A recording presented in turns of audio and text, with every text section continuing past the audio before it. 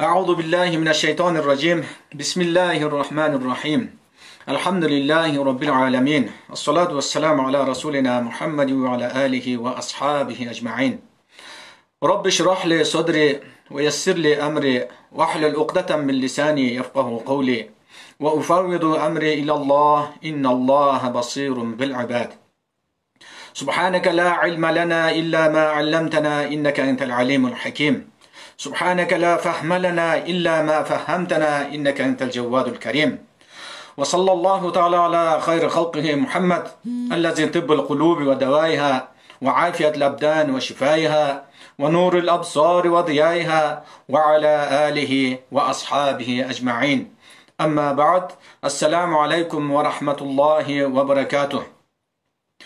Hurmatlı Müslüman bir tuğanlar, Allah Teala bizge keyde ушундай bir нерселерди себеп кылат экен биздин түбөлүктүү бактылуулукка жетиштигибиз үчүн.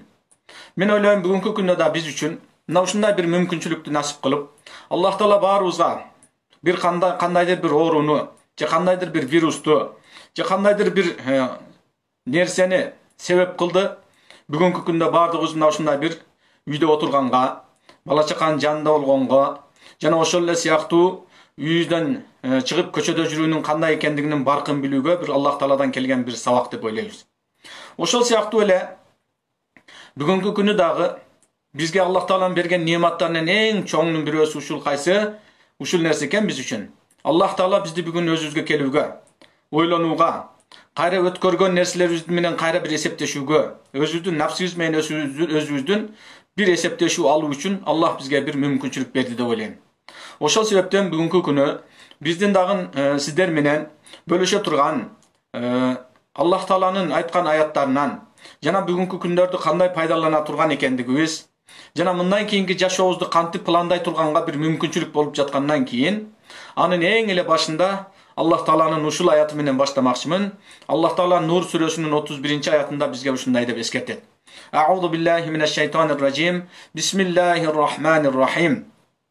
وَتُوبُوا إِلَى اللَّهِ جَمِيعًا أَيُّهَا الْمُؤْمِنُونَ لَعَلَّكُمْ تُفْلِحُونَ Sadaqallahul azim. Allah Taala bizge bu ayatta ne aytqысы kelip atat? Emne degisi kelip atat? Allah Taala bizge uşunday deyt: وَتُوبُوا إِلَى اللَّهِ جَمِيعًا Barыңar жалпы Allah Taalaga tawba kılgıla. Tawba degen mezgilde biz köpçülük mezgilde tawbаны ушундай bir düşünöbüz. Tawba degen bul alımlarımızın açıklamasında ушундай деп айтылат. Tawba bul musulmandın жаңылануу, же болбосо тазалануу bir мүмкүнчүлүгү дейт. Allah demek bizde ушундай bir мүмкүнчүлүк берди. Бүгүнкү күнү кайрадан өткөн жашообуз менен bir эсептешип bir тазаланууга, же болбосо мындан кийинки жашообузду кандайча алып кетүү жөнүндө туурасында bir тазалануу үчүн, жаңылануу үчүн Аллах Таала бизге bir мүмкүнчүлүк берди. Ошондуктан Аллах Таала وَتُوبُوا إِلَى اللَّهِ جَمِيعًا أَيُّهَا الْمُؤْمِنُونَ Ey iman keltirgenler, Allah Taala'ga tawba kılgıla, Allah'ka kaytkıla. Allah Taala'ga tawba kılgıla لَعَلَّكُمْ تُفْلِحُونَ Balkim kutularsınlar. Nerse uşunu menen balkim sizler üçün bir kutuluu sebebi bolor. Je bolboso balkim oşol nerse sizler üçün bir жаңылануу болор жашооңорда. Balkim түбөлүк бактылуулукка жетүүңөр үчүн Аллах Таала силерге берип жаткан bir мүмкүнчүлүк катары көргүлө дегендей bir Аллахтын bir аяты менен баштамакчымын. Себеби эмне үчүн? Биз бул нерсени айткан мезгилде ушуну айттык. Мусулман үчүн жаңылануу, же болбосо тазалануу bir мүмкүнчүлүгү. Себеби бул нерсе Аллахтын берген бизге эң чоң bir неаматы, жакшылык экен ушундай күндөр. Ne üçün? Себеби бүгүнкү күнү биздин тооба кылышыбыз үчүн, жаңылануубуз үчүн, өзүбүзгө кайра кайтып келишибиз үчүн, өзүбүздүн мусулманчылыгыбызды кайра bir көздөн өткөрүү үчүн Аллах Таала бизге тооба эшигин бериптир. Жер бетин бардык Аллах Таала бүттүн маклукту жаратып жаткан мезгилде bir эшикти жараткан дейт. Ал эшикти да тооба эшиги деп атаган. Ал эшик ошол тооба эшиги күн батыш жакта болот дейт. Kaçan gün oşol жактан çıkmayınca al daima açık boydan kala berет дейт. Ошондуктан акыркы демибизди бергенге чейин, же кыямат болгонго чейин демек биз үчүн тооба эшиги бул мүмкүнчүлүк биз үчүн açık boydan kalat экен.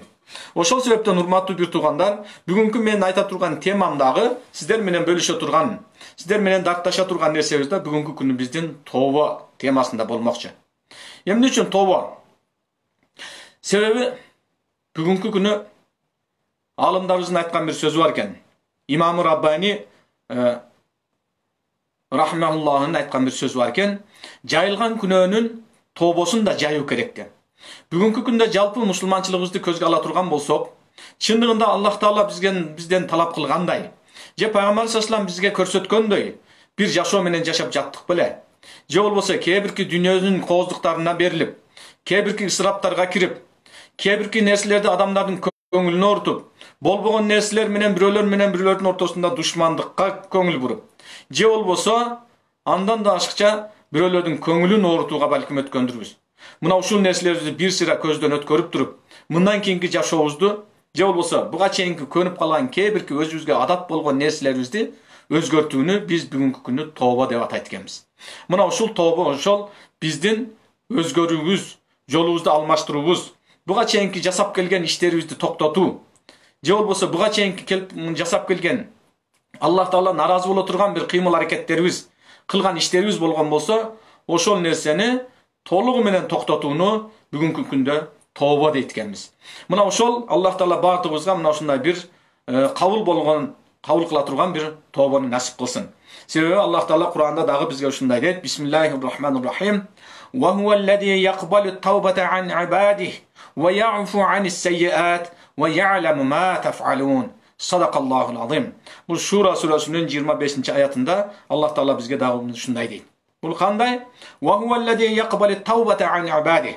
Allah Taala uşunday bir Allah, uşunday bir yaratuvchubuz var, uşunday bir Kudayыбыз var. Kudayga şükür uşunday bir tarbiyachыбыз var.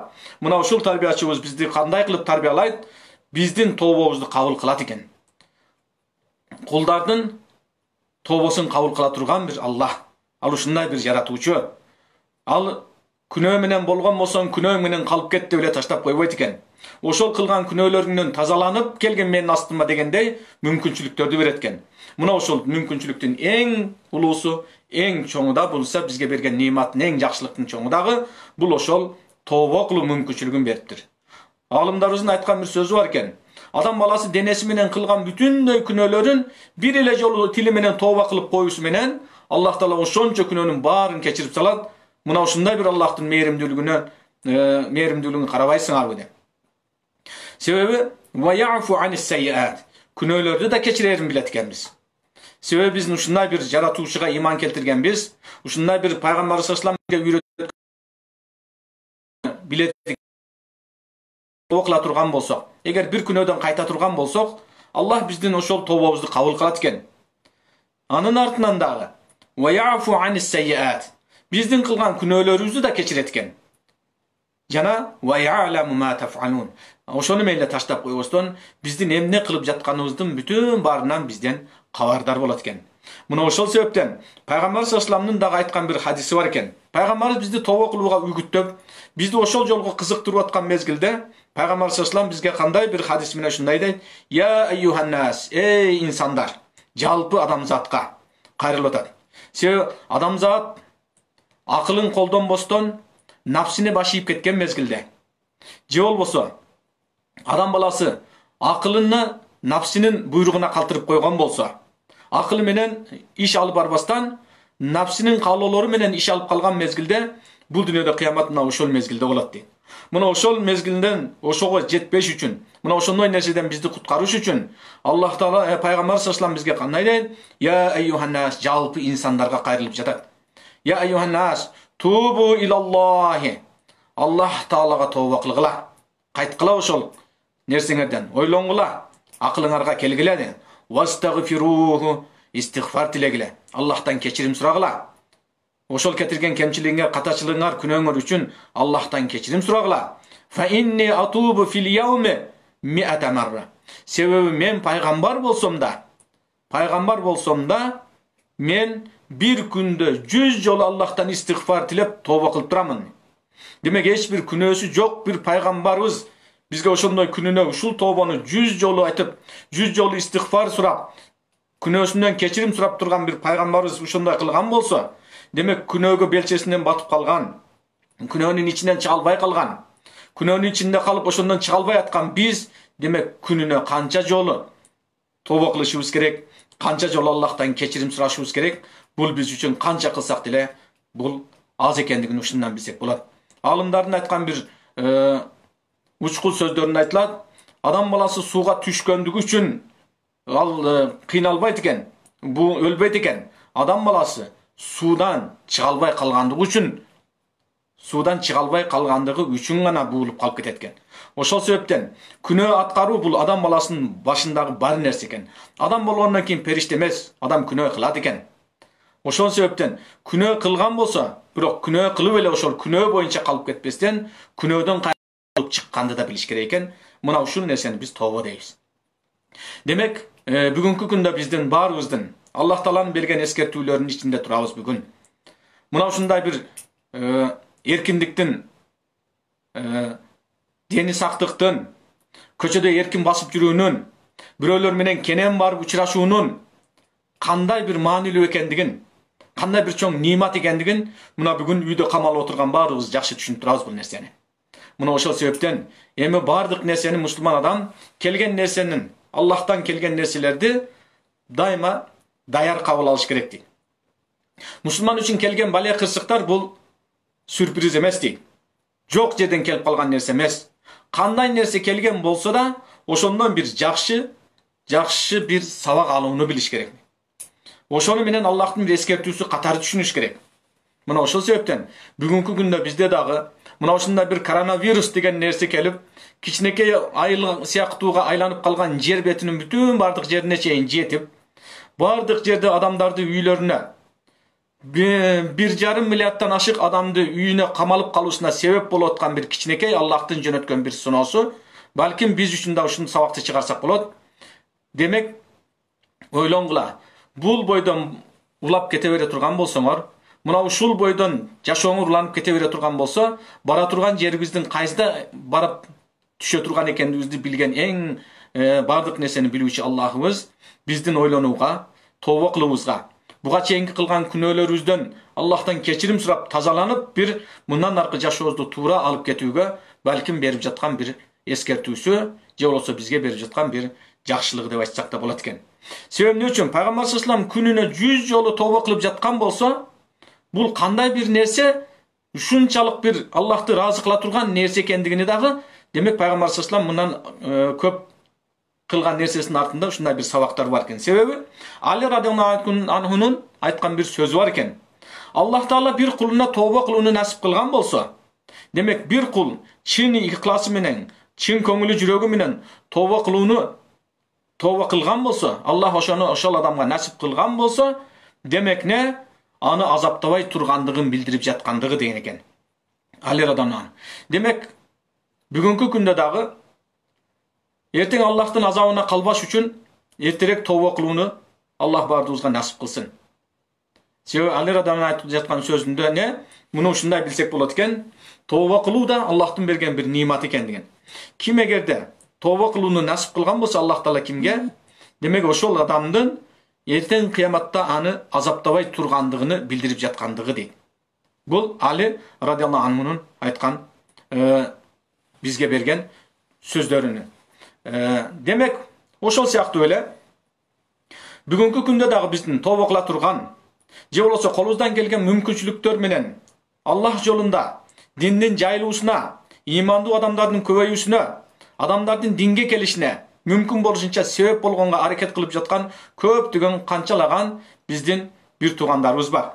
Мына ушул туугандарыбыз үчүн дагы, ошолордун дуасы дагы биз үчүн канчалык бир маанилүү экендигини ушундай нерседен билсек болот.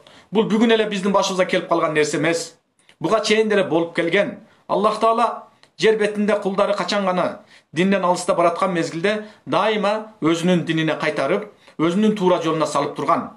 Мына ошол сыяктуу эле бүгүнкү күндө дагы могу келген нерсени биз мусулманча кабыл алышыбыз керек. Мусулманча кабыл алуунун жолу кайсы? Мусулман мындай абалдарда, мына ушундай бир нерселер келген учурда кандай нерсени, кандай гана абалга кабыл ала тургандыгын biz musulmança imandуу адамдардын көз карашы менен карашыбыз керек. Себеби биз бүгүнкү күндө дагы биздин күнөөлөрүбүздүн кечирилүүнүн эң бир кыска жолунун бирөөсү адамдардын дуасын алуу экен. Алла разы болсун, бүгүнкү күндө кылынып аткан канчалаган колунда жок, үйүнөн чыга албай аткан, адамдарга жакшылык кылып жаткан, садакасын колунан келген мүмкүнчүлүгү менен жардам берип жаткан биздин бир туугандарыбыз бар. Мына ошолордун дагы бүтүн бардык жакшылыктарын Аллахым өзү кабыл кылсын. Ошолордун бүтүн бардыгын кылган жакшылыгы үчүн ошонун жакшылыгын алып жаткан адамдар сөзсүз түрдө ага дуа кылбай койбойт. Жок дегенде айтат: Аллахым, ушул мага жакшылык кылган инсандын жолун ачык кыл, иштерин ийгиликтүү кыл, үй бүлөсүнө, бала чакасына жакшылыгыңды бер деген сыяктуу бир жакшылыктардан бериши мүмкүн, дуа кылышы мүмкүн. Мына ошол сыяктуу эле өз учурунда дуасы кабыл болгон, дуасы дайыма макбул болгон доорунда бир Мансур ибн Аммар деген бир алым өткөн экен. Мына ошол алымдын доорунда бир кызматчы, дагы айтканда азыркы учурда бир ошол учурдун эмесине салганда бир адамдын колунда иштеген бир бала болгон экен. Бирок ошол кожоюну өзү канчалык жакшы инсан болсо дагы, бирок күнөө иштерден кайтпаган, өзүнүн күнөө иштерин дайыма улап келген бир адам болгон экен. Ошондо күндөрдүн биринде өзүнүн жаман жолдогу жүргөн досторунун бүтүн баарын чакырып туруп, андан кийин кызматчысы балага 4 дирхам акчаны берип туруп, бар дагы дүкөндөн мөмө жемиш бирдемкелерди сатып алып кел. Бүгүн мына досторум келип тур, булар менен бир жакшы биз өзүбүз бүгүн жыргай турган бир күнүбүз деп айтат. Мына ошондо баягы бала кожоюндан алган 4 дирхамды алып жолдо баратса, ошол учурдагы алым Мансур ибн Аммар радиаллаху анху бул киши өзүнүн шакирттери менен ошол жерде элдин арасында отурган экен. Бирок ошол учурда бир адамды алып чыкты дагы дейт, кере инсан экен. Кере инсанды алып чыгып туруп айтты дейт: эгер кимде ким мына ушул инсанга эмесин бере турган болсо, бул инсанга 4 дирхам ким жакшылык кыла турган болсо, бул инсанга ким 4 дирхам жакшылык кыла турган болсо, мен ошол адамга бүгүн 4 дуа беремин деп айтты дейт. 4 дуа беремин деп айтты дейт. Дегенде ошонун дуасын кабыл болуусуна ишенген баягы бала алып келаткан 4 дирхамын дароо алып барып туруп берди баягы инсанга. Баягы адамга бергенден кийин, андан кийин Мансур ибн Аммар радиаллаху анху рахматуллахи алейхи баягы баладан сурады дейт: сен менин кандай деп дуа кылышымды каалайсың dedi. Дегенде 4 дуаңызды ушундай кылыңыз dedi. Ушундай дуа кылыңыз деп айтты дейт. Бул кайсы? Биринчиси, мага бир дуа кылыңыз, Аллахым мага да бир адам сыяктуу эркиндик насип кылсын dedi. Ал эми экинчиси, менин кожоюнум ушунчалык жакшы инсан, бирок ушу күнөөлөрүнөн кайта албай, ошол күнөөнүн ичинде жүрөт. Ушул күнөөсү менен кете турган болсо, ал адамдын ахиретте бара турган жери тозок болуп калат.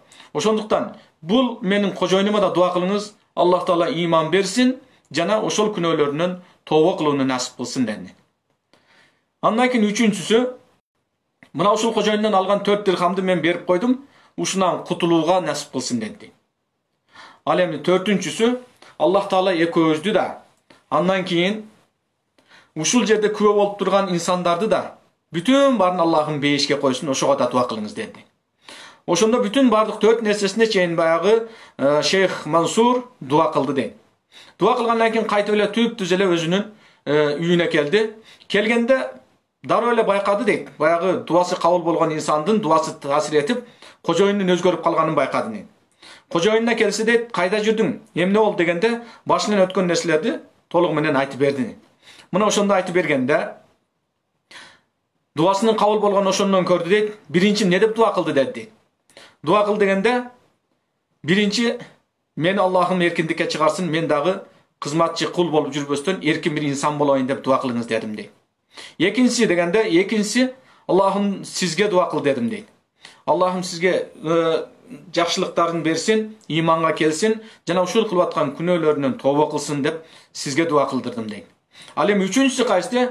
Үчүнчүсү ушул дейт. Сизден алган 4 дирхам бар эле дейт. Ошондон эртерээк кутулууну Аллахым насип кылсын деп дуа кылдым дейт. Дуа кылыңыз дедим дейт. Ал эми төртүнчүсү кайсы десе, сизди да, мени да бул дүйнөдө бирге болгондой эле жана ушул окуяга күбө болгон бардык инсандарды ахиретте бейиште чогуу болууга насип кылсын деп дуа кылыңыз дедим дейт. Дегенде, мына ошондо баягы иманга келип калган дуанын күчү менен, дуанын күчүн карасаңыздар, дуанын күчү менен иманга келген кожоюн ошол жерде айтты дейт. Биринчиси, эгерде мага дуа кыл деген болсоң дейт, анда дейт, өзүнө дуа кыл деген болсо, бул менин колумдан келген иш экен. Колумдан келген иш экен, демек сени эркиндикке чыгаруу менин колумда. Сен мындан ары кул эмессиң, сен эркин инсан адамсың. Мен сени эркиндикке чыгардым деди. Андан кийин экинчиси, мага дуа кыл деген экенсиң дейт.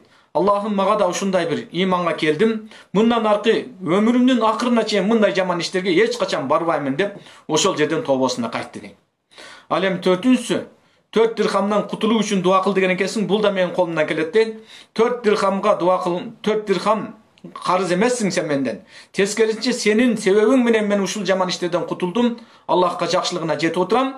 Сен 4 дирхам эмес, мен сага мына 4000 дирхамды сага беремин деп, кайра 4000 дирхамды өзүнө берди.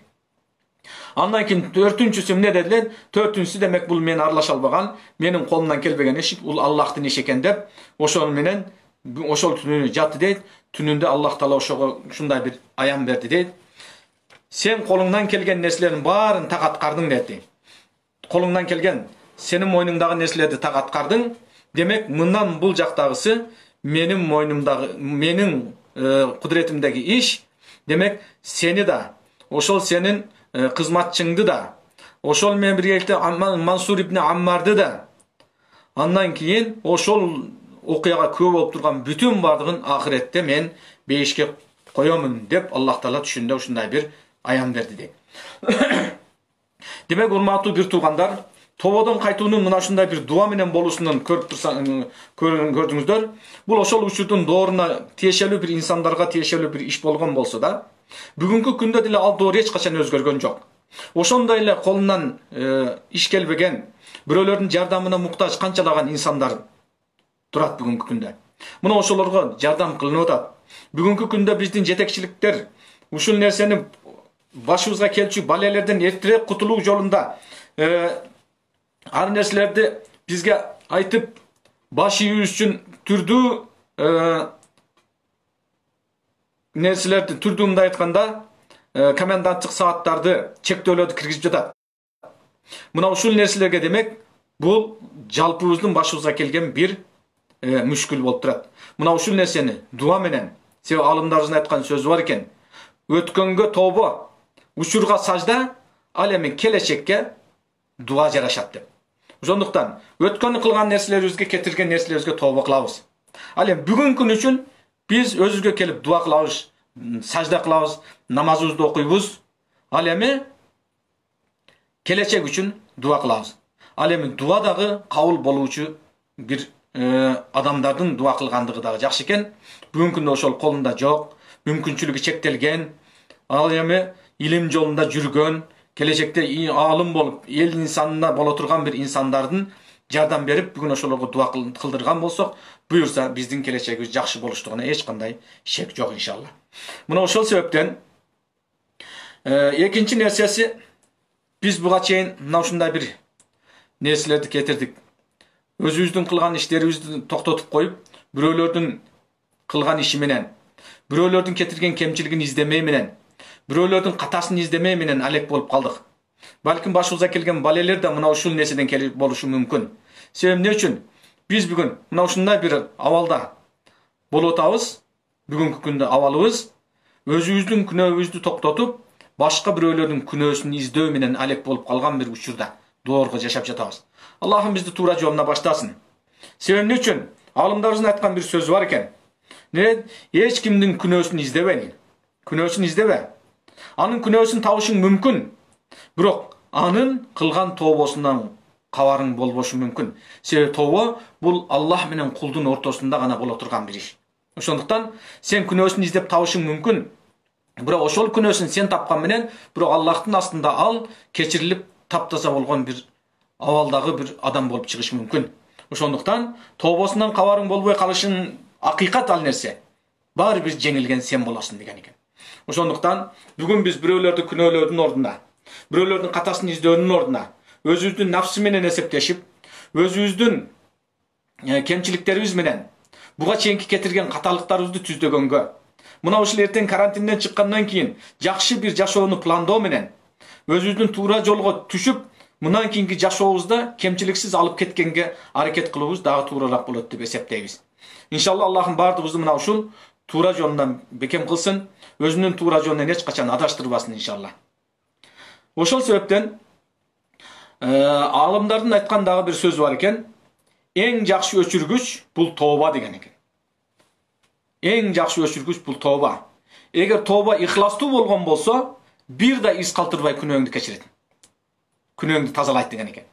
Ошондуктан тооба ушундай бир өчүргүч экен. Буга чейинки кылган бүтүн бардык күнөөлөрүңдү тазалап өчүрө турган бир өчүргүч экен. Эгер чын ихлас менен болуп, экинчи ошол күнөөгө кайтпагандай бир тооба кылган болсоң, Аллах Таала ушундай бир насип кылат экен. Буга чейин эч бир күнөө кылбаган сыяктуу бир адамга айланып калат экенсиң.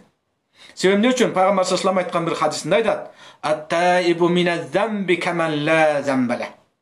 Күнөөдөн тооба кылган, күнөөдөн кайтып, ошого экинчи кайтпаган бир инсан буга чейин эч бир күнөө кылбаган адам сыяктуу таптаза абалга келет деген. Демек, буга чейин эч бир күнөө кылбагандай таза бир инсанга айланат дейт. Мына ошол себептен алымдарыбыз ушул хадистерден чыгарган сөздөрүн айтат. Тооба бул ушундай бир өчүргүч, ихластуу болгон болсо эч бир күнөөдөн из калтырбай өчүрөт деген. Экинчи нерсеси ушул нерсе экен. Алымдар айтат, тооба кылуу дейт. Бул таң калыштуу бир унаа, бир улоо дейт. Таң калыштуу. Ушунчалык катуу жүргөн, эч бир үн же болбосо жарыктын дагы ылдамдыгы жетпегендей бир унаа дейт. Бул кандай бир унаа дейт? Бир эле убакта адамды күнөөнүн чуңкурунан алып, кечирим асманына чыгарып кое турган бир унаа дейт.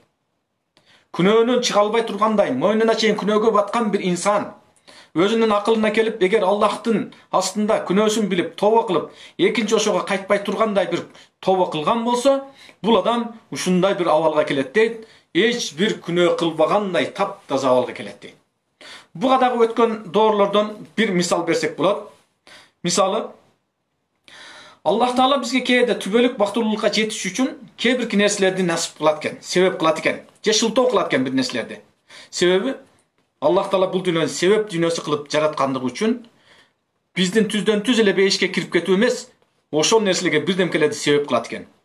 Бүгүнкү күндө да балким биздин кээ бир инсандарыбыздын оорудан улам, кыйынчылыктан улам тообасына келип, өзүнүн жакшы жолго түшүүсүнө кайтып жатуусу балким бир инсандардын бейишке кирүүсүнө, түбөлүктүү бейишке жетүүбүзгө балким бул нерселер себеп деп билебиз. Эмне үчүн?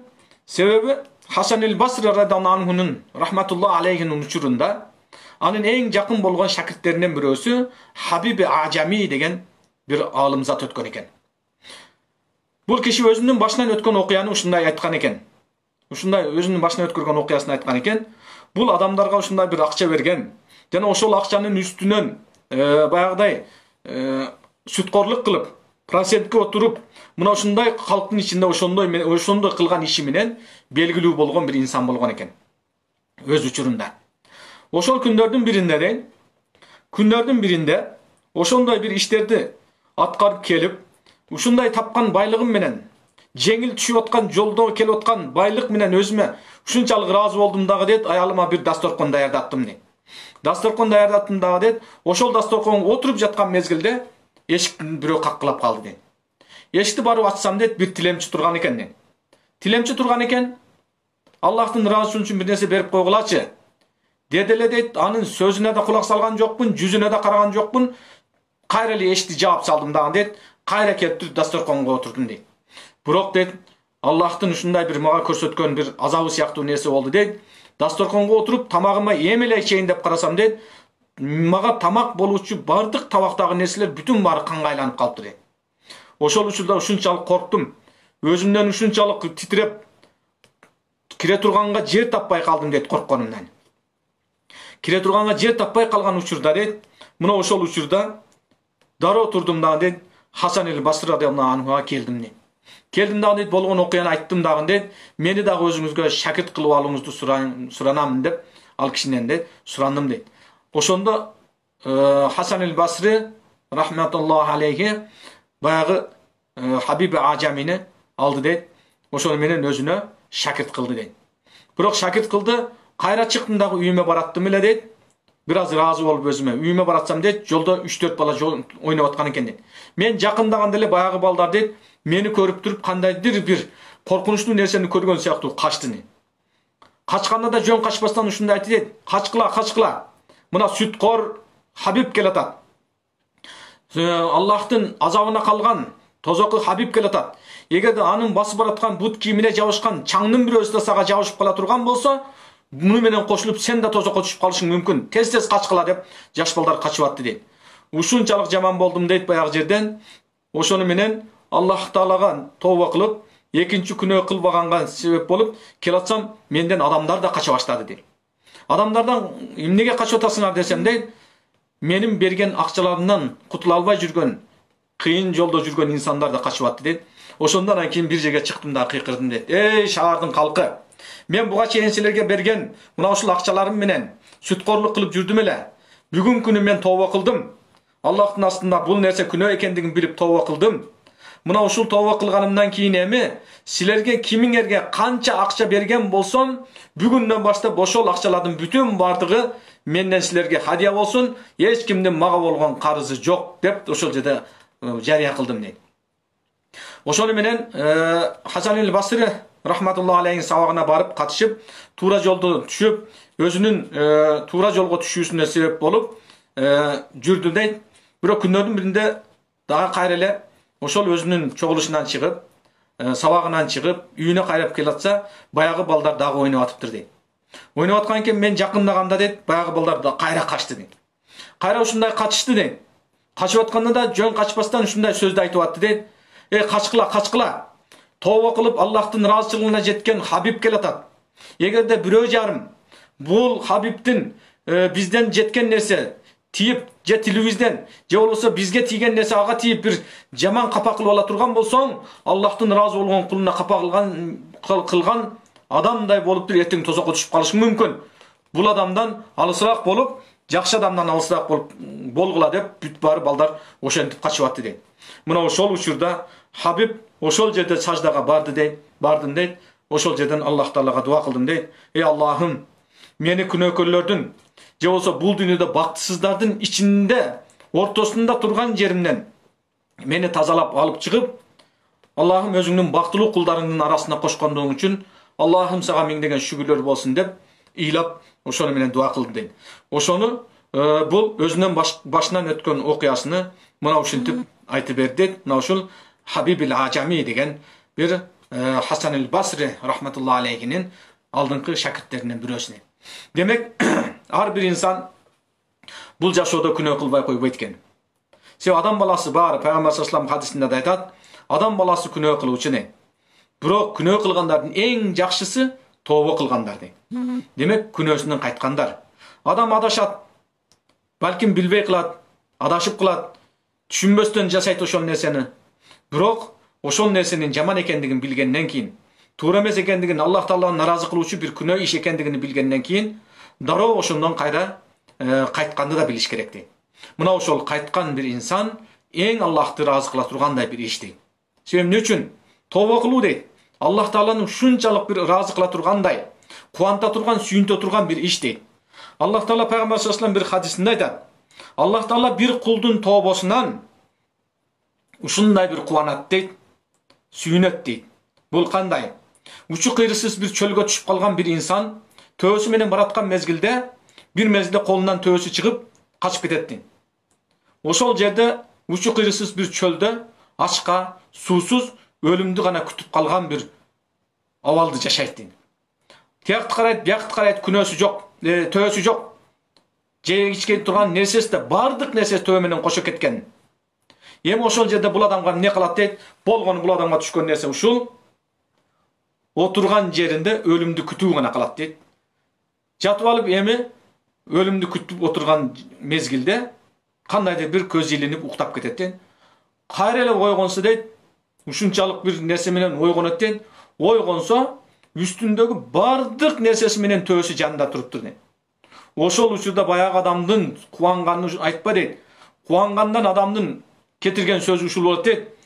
Ey Allah'ım sen menin kulumsun, men senin jaratуучуңмун деп өзүнүн эмесинен кетип, баягы кубангандан оозунан ушундай бир сөздөр да чыгып кетет. Себеби адам баласы мына ушундай кээде кубанганда эмне деп сүйлөп атканды өзү билбей калат экен. Ошол себептен ошол адамдын кубанганынан дейт, бир кул Аллахка тобо кылган болсо, Аллах Таала андан дагы көбүрөөк ыраазы болот, дагы көбүрөөк кубанат бир кулунун кайтуусуна дейт.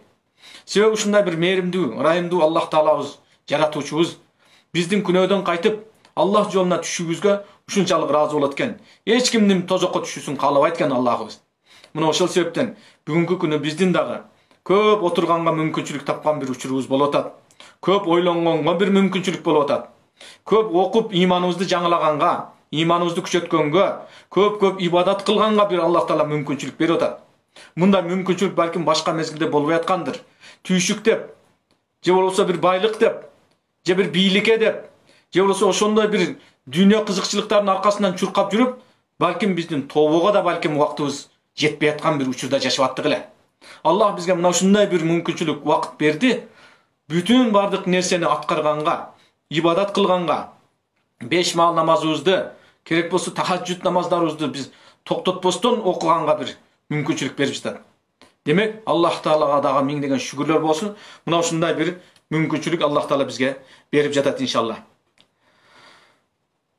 Ошон үчүн айта турган дагы бир мисалыбыз, буга чейинки доордон өткөн алымдарыбыз, устаздарыбыз, илимдүү инсандардын башынан өткөргөн окуялар, тобо жөнүндө негизинен айта берсек, эч кандай тобонун темасы бүтпөйт экен.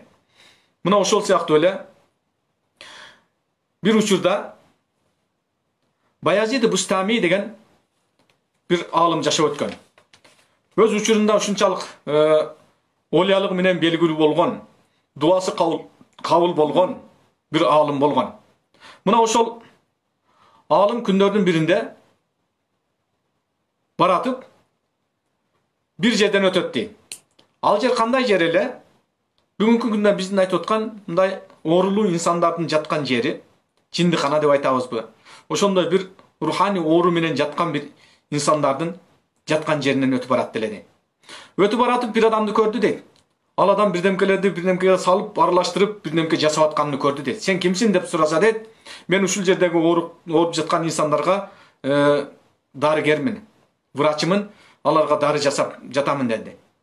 Кандай дары жасап атасың десе, ушул ооругандар үчүн ар кандай дарыларды жасаймын деди. Ошондо Баязид Бустами баягы инсанга ушундай бир суроо берди дейт. Эй, дарыгер, сен менин да оорума бир дары жасап бере аласыңбы деди. Кандай дары жасап берет элең? Кандай ооруң бар? Ооруңду айтчы. Дегенде баягы Баязид Бустами ушуну айтты дейт. Мен көп күнөө кылам деди.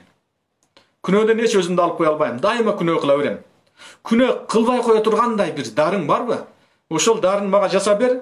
Мен ошону ичейин дагы мындан ары күнөө кылбай эле коеюн. Дегенде баягы дарыгер айтты дейт. Андай бир нерсеге эч бир давасы жок анын. Ага бир жасала турган дары жок ал күнөө кылганга. Ал менин колумдан келбейт. Дегенде дейт, мына ошондо аркы жакта отурган, Оорукчан деген инсандардын арасынан отурган бир адам турду дагы дейт.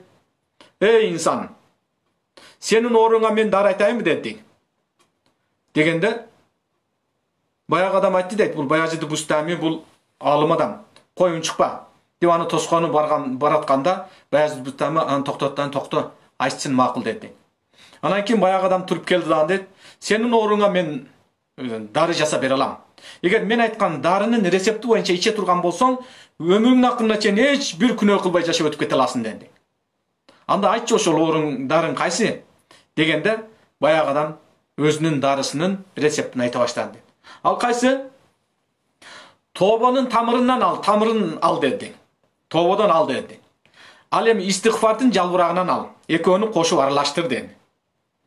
Тоба тамыры менен истигфар жалбырагын аралаштыр dedi. Көрүңүздөрбү?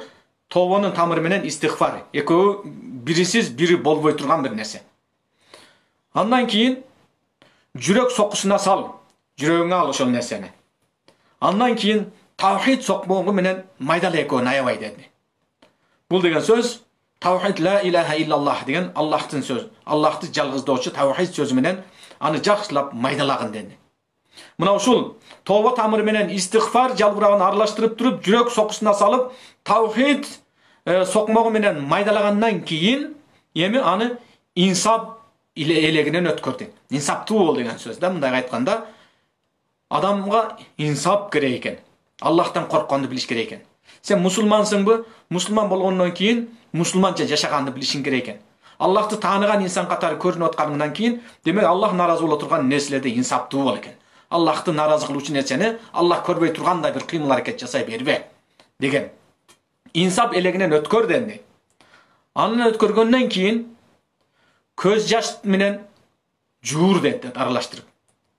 Мына ошол инсап элегинен өткөрүп туруп, көз жаш менен жууруп туруп, андан кийин сүйүү деген казанга салып туруп бышыр dedi. Мына ушул сүйүү казанына салып туруп, бышыргандан кийин мына ушул дарыны эртең менен бир жолу, кечинде бир жолу жей бергин дейт. Мына ошондо көрөсүң, сенин ооруң сен көр, мен көр таптаза болуп кетесиң dedi.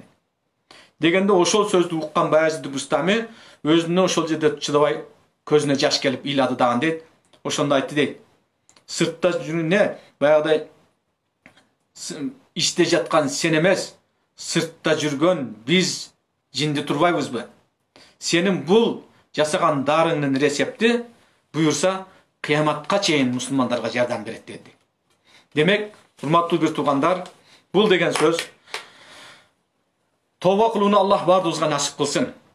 Себеби тоба кылууну Аллах насип кылбаса, бул дагы биздин колубуздан келген нерсе эмес экен. Аллах жүрөгүбүзгө илхам кылган болсо, ошол жүрөгүбүзгө илхам кылып, Али радиаллаху анху айткан сыяктуу, кимге Аллах Таала тоба кылууну илхам кылган болсо, насип кылган болсо, демек аны ахиретте азаптабай тургандыгын билдирип жаткандыгы деп Али радиаллаху анху айткан сөз менен сөзүбүздү бүтүрмөкчүбүз. Аллах Таалам баарыңыздардын мына ушундай бир кыйынчылык күндөрүбүздө, мына ушундай бир ойлонгонго, таасирленгенге, өзүбүзгө кайра кайтуубузга, мусулманчылыгыбызды дагы бир жолу өзүбүздүн көзүбүздөн өткөрүүгө бир мүмкүнчүлүк берип жаткан бир убакытты Аллахым баарыбызга пайдалуу кылсын. Аллахым ушул башыбызга келип турган бале кырсыктардан, мына ушул оору сыркоолордон Аллахым баарыбызды алыс кылсын иншалла. Аллахым эң негизгиси мына ушул жөнөткөн бизге сыноолорундан жакшы нерселерди түшүнүп, жакшы нерселерди пайдаланууну, жакшы нерселерден сабак алууну Аллахым бардыгыбызга насип кылсын. Амин. Алхамдулиллах. Ассалату вассаламу ала расулиллах. Аллахумма гфир лана вархамна анта маулана фансурна алал кавмил кафирин.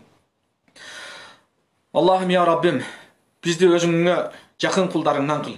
Аллахым, биздин буга чейинки кетирген күнөөлөрүбүздү билип, билген нерселерибизди Аллахым ушул тоба кылууну бизге насип кыла көр Аллахым. Ушул башыбызга келеткан мүшкүл кыйынчылыктардан эртерээк кутулууну баарыбызга насип кыла көр Аллахым. Ушул жөнөтүп аткан бизге сыноолорундан алган сабактарыбыз биздин келечекте кайра жашообузда пайдасы тие турган сабактардан болусун. Жана бизди дүйнө ахиретте бактылуулукка баштаган бир сабактардан болусун Аллахым өзүң насип кыл Аллахым. Ушул берген сыноолорунду, кыйынчылыктардан Аллахым биздин эртерээк кутулуубузга өзүң насип кыла көр Аллахым. Аллахым бардыгыбызды өзүңдүн туура жолуңа салып, өзүңдүн диниңди билип, билген нерсебизди амал кылууну өзүң бизге насип кыла көр Аллахым. Бизди бул дүйнөгө мусулман кылып жаратканыңдан кийин Аллахым өмүрүбүздүн акырына чейин Аллахым мусулман бойдон жашап өтүүнү жана кабыргада Аллахым иман менен кирүүнү Аллахым өзүң насип кыла көр я раббал аламин. Ва саллаллаху таала ала хайр халкихи Мухаммадин ва ала алихи ва асхабихи ажмаин. Амин. Амин. Алхамдулиллахи раббил аламин.